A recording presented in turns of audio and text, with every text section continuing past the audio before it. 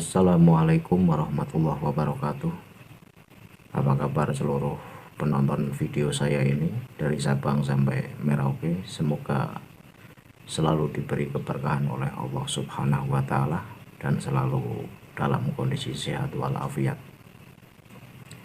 Dalam kesempatan kali ini saya akan mengomentari salah satu video yang sudah viral, yaitu videonya Habib Bahar bin Smith yang mengatakan bahwa belajar dengan Habib bodoh ini lebih utama ketimbang belajar dengan 70 ulama. Jadi saya heran dengan pernyataan Pak Bahar. Orang belajar itu kan orang yang mencari ilmu. Nah kemudian kalau kita belajar dengan orang bodoh, apa yang akan kita dapatkan dari orang bodoh tersebut?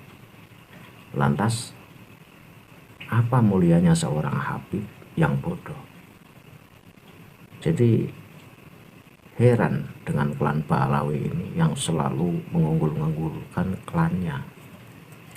Mau bodoh, mau agak pintar, mau pintar, tetap diunggulkan dan tetap dikatakan nomor satu. Sebelum saya lanjutkan dan sebelum saya mengomentari apa yang disampaikan oleh Pak Bahar bin Smith, mari kita lihat seperti apa ucapan Pak Bahar agar penonton tidak penasaran. Belajar sama satu Habib sama ukurannya belajar dengan 70 kiai, betul nggak Habib? Satu Habib, walaupun Habibnya jahlun, maksudnya bodoh kata Iwan, itu ukurannya perbandingannya amat 70 kiai yang alim.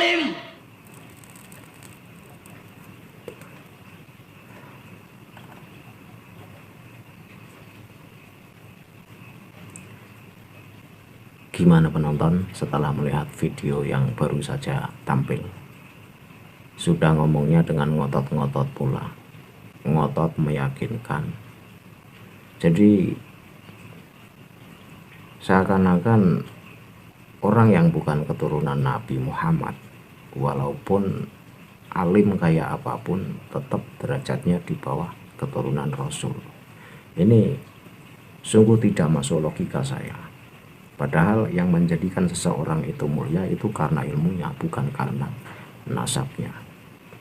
Untuk menguatkan komentar saya atas videonya Bapak Bahar bin Smith, saya akan nukilkan beberapa hadis dan juga beberapa makalah ulama yang mengatakan bahwa orang yang berilmu itu justru orang yang mulia. Jadi kita tidak akan membahas tentang kopiah atau jubah. Berjubah pun kalau goblok ya goblok dan tidak layak dimuliakan. Berkopiah tapi penuh ilmu, yaitu yang layak dimuliakan. Karena yang menjadikan seseorang mulia itu bukan jubah atau kopiahnya, tapi ilmunya. Dalam kitab Tambihul Ghafilin karya Imam Abu Lais As-Samarqandi, ulama ini ulama ahli fikih kelahiran Khurasan, wafat pada tahun 373 Hijriah, menerangkan ada 7 keutamaan duduk bersama orang alim. Ini loh, duduk bersama orang alim saja mendapat keutamaan, apalagi orang yang alim. Duduk bersama orang alim saja kita mendapatkan keutamaan. Siapa orang yang duduk bersama orang alim dan dia tidak mampu untuk menghafal ilmu yang disampaikan orang alim, maka dia tetap mendapatkan 7 kemuliaan. Ini kata Imam Abu Lais As-Samarqandi yang termaktub dalam kitab Tambihul Ghafilin. Yang pertama, beliau mengatakan awaluha yunalu fadral muta'alimin. Orang yang membersamai orang yang alim itu mendapatkan keutamaan ada 7. Yang pertama, mendapatkan keutamaan orang-orang yang belajar. Jadi dengan belajar sama orang yang alim itu kita mendapatkan satu keutamaan. Entah itu kita hafal materi yang disampaikan atau tidak, tapi dengan duduk mendengarkan apa yang disampaikan oleh orang yang alim, itu kita mendapatkan satu keutamaan.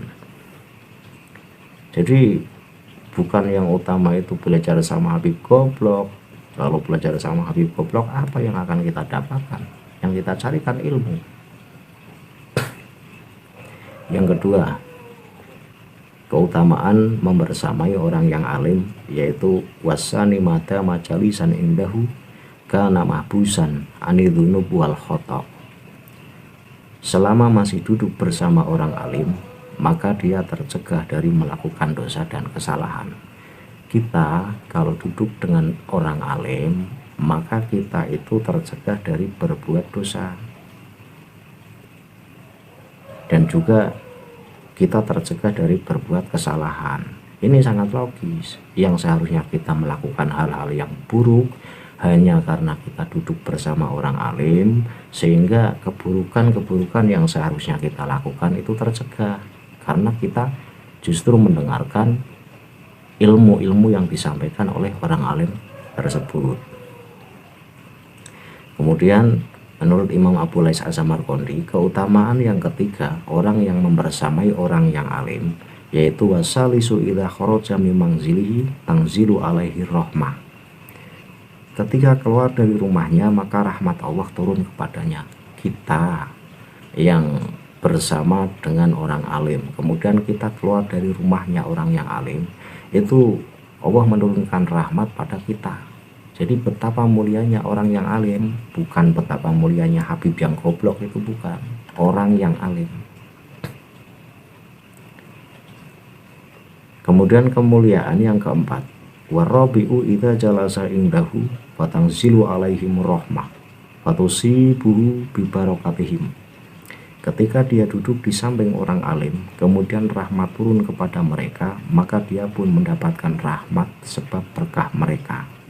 Jadi kita yang duduk bersama dengan orang alim, kemudian Allah menurunkan rahmat kepada orang yang alim tersebut, kita pun kecipratan rahmat itu. Jadi betapa mulianya orang alim, bukan mulianya Habib. Sekali lagi, bukan mulianya Habib yang goblok. Kemudian yang kelima, wal khamisu madama mustami'an tuktabu lahul hasanah. Selama masih mendengarkan, maka ditulis kebaikan baginya. Jadi kita yang duduk bersama orang yang alim, kemudian kita mendengarkan petuah-petuah yang disampaikan oleh orang alim tersebut, maka selama itu pula kita mendapatkan kebaikan.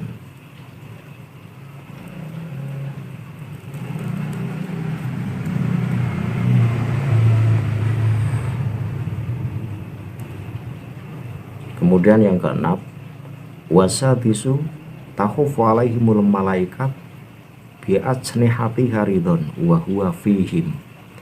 Mereka dikelilingi malaikat dengan sayap-sayapnya dan orang tersebut juga bersama mereka.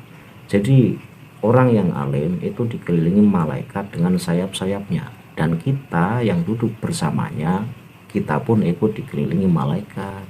Jadi sekali lagi, betapa mulianya orang yang berilmu atau orang yang alim, bukan Habib yang bodoh. Kemudian yang terakhir, yang ketujuh, wasabi'u kullu qadamin yarfa'uhu wa yadha'uhu yakunu kafaratan lidunub wa raf'an lidarajat lahu wa ziyadatan fil hasanat. Setiap langkah kakinya yang diangkat dan diletakkan, maka menjadi penghapus bagi dosa-dosa, pengangkat derajat dan tambahan kebaikan baginya. Jadi kita yang dari rumah melangkah menuju rumah si alim, itu setiap langkah kaki kita itu dihitung kebaikan. Dan pada saat kita meletakkan kaki duduk bersila di dekat orang yang alim pun kita mendapatkan kebaikan. Jadi sangat kacau itu ceramahnya Pak Bahar bin Smith. Belajar dengan Habib yang bodoh itu lebih utama ketimbang belajar dengan 70 orang sekalipun itu alim. Apa yang akan kita dapatkan dari Habib yang bodoh? Kan nggak ada apa-apanya. Lah lantas apa yang menjadikan Habib itu mulia? Berilmu saja tidak. Kan begitu logikanya. Jadi jangan ngaco, jangan ngawur. Itu doktrin lagi, doktrin lagi. Kalau saya pikir-pikir itu klan Ba'alawi itu pengen menguasai tanggung dakwah Indonesia. Jadi nggak memikirkan pinter atau tidaknya, yang penting maju, yang penting ceramah, walaupun asal ngomong. Ini kan kacau. Mau jadi apa negara Indonesia kalau penceramahnya goblok-goblok seperti Pak Bahar bin Smith. Pribumi itu lebih cerdas-cerdas, cuma dari dulu-dulu itu hanya diam, menonton, melihat betapa bodohnya mereka-mereka yang tampil menjadi penceramah nasional. Itu masih kalah jauh dengan penceramah-penceramah lokal asli pribumi sebenarnya. Nah sayangnya Muhyiddin itu tetap tolol dan bodoh. Sudah ceramahnya ngaco, sudah ceramahnya nggak masuk logika, masih aja dipercaya. Coba pakai sekali-kali pakai akal sehatnya, dicerna omongannya. Kan ngaco omongannya, kok masih menjadi Muhyiddin aja, kan goblok.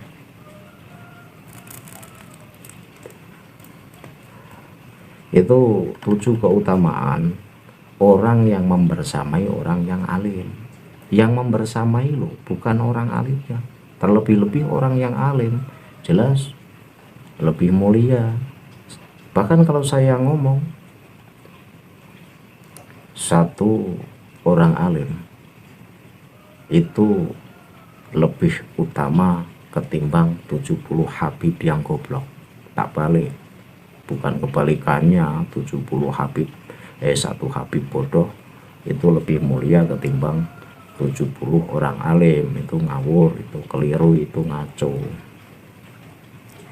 Untuk menguatkan komentar saya ini, bahwa komentar saya itu lebih tepat dan benar dan bisa dicerna dengan akal sehat ketimbang apa yang disampaikan oleh Pak Bahar, saya akan kutipkan 5 hadis untuk menguatkan argumen saya. Hadis yang pertama, kunu robbaniyina khulafa'a fuqaha'a ulama'a wa yuqalu robbanil ladzi yurabbin nasa bisikhoril ilmi qabla kibarihi. Artinya, jadilah pendidik yang penyantun, ahli fikih dan ulama.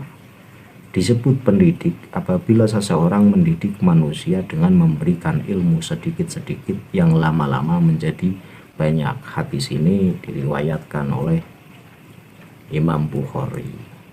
Jadi seorang pendidik itu kan harus berilmu. Dalam hadis ini kan sampaikanlah ilmu sedikit-sedikit yang kemudian akan menjadi banyak.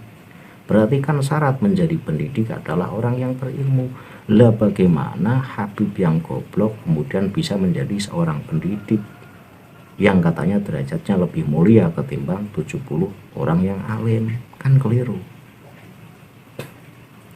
Kemudian hadis yang kedua untuk menguatkan argumen saya, yaitu kullu ala khairin haula'i yaqra'unal Qur'an wa yad'una Allah fa in syaa a'tahum wa in syaa mana'ahum wa haula'i yata'allamuna wa inna ma buistu mu'alliman fajala sama'ahum. Ini artinya mereka semua berada dalam kebaikan. Kelompok pertama membaca Al-Quran dan berdoa kepada Allah. Jika Allah berkehendak, Dia akan memberi apa yang diminta, dan jika Allah tidak berkehendak, maka Allah tidak akan memberinya. Sementara kelompok yang kedua, yaitu belajar mengajar, dan sesungguhnya aku diutus untuk menjadi guru. Ini loh, Kanjeng Nabi itu menjelaskan dua kelompok itu baik semua. Yang pertama adalah orang yang membaca Al-Quran, kemudian orang yang berdoa. Ini baik.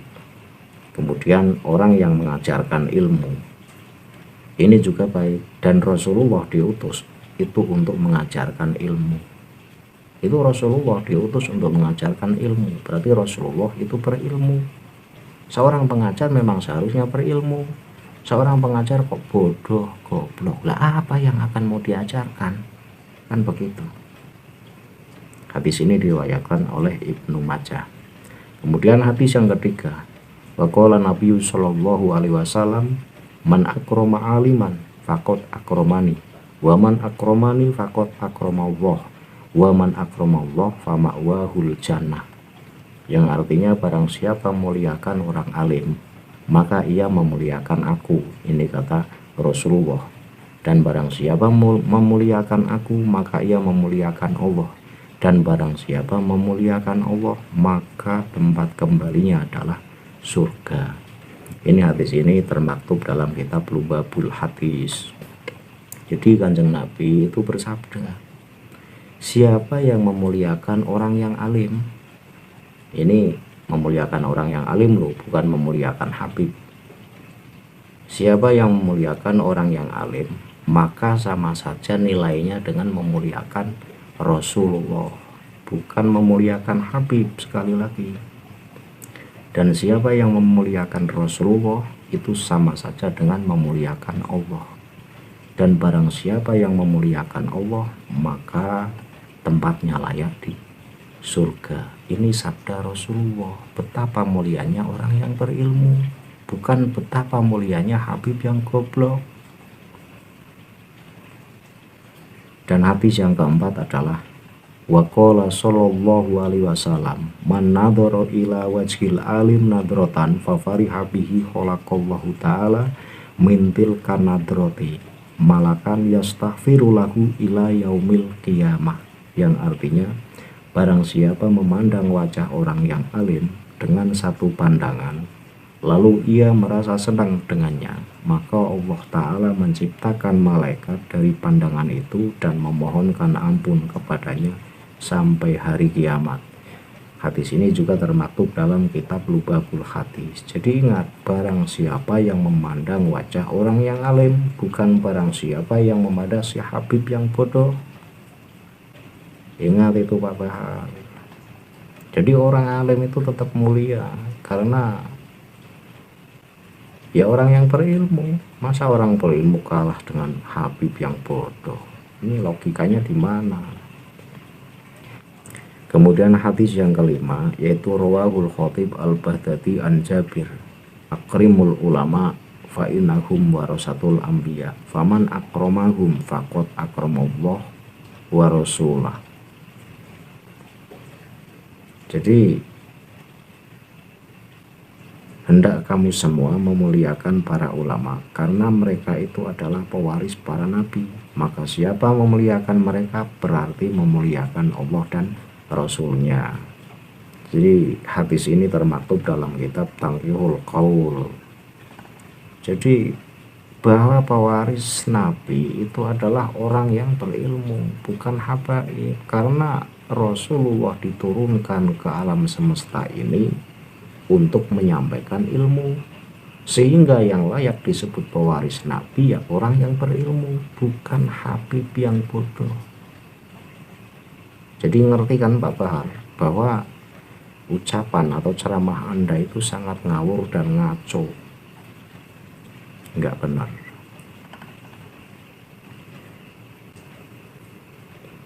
Saya kira cukup ya ulasan saya ini, bahwa apa yang saya sampaikan saya yakin lebih benar ketimbang apa yang disampaikan oleh Pak Bahar bin Smith. Karena apa yang disampaikan oleh Pak Bahar bin Smith itu adalah fakta nyata kebodohannya. Dan apa yang saya sampaikan ini bisa dijamin kebenarannya karena saya tidak asal ngomong, tapi saya berdasarkan referensi. Saya akhiri billahi taufiq wal hidayah. Wassalamualaikum warahmatullahi wabarakatuh.